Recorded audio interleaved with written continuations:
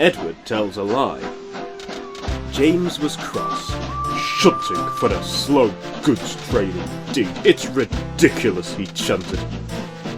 You're never happy, are you, James? Edward smiled. Only because the fat controllers put me on goods work, James huffed. He said I was getting too big for my wheels. Me! He banged some trucks into a siding.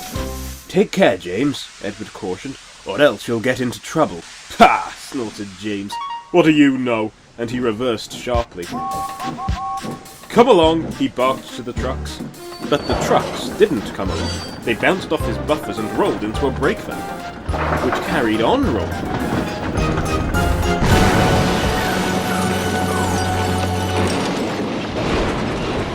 Through a wall.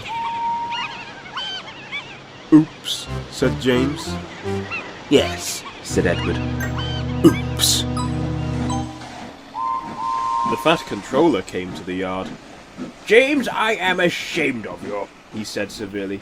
You can stay in the shed until I can trust you again. James looked like he was going to cry.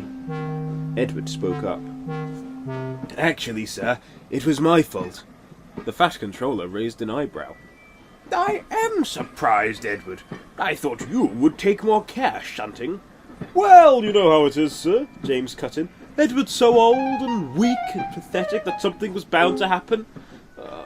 I suppose. The fat controller looked between the two engines. Perhaps, Edward, you should go to the yard and reacquaint yourself with trucks again. James can run your branch line. James was horrified. The branch line? But, sir... James! Yes, sir.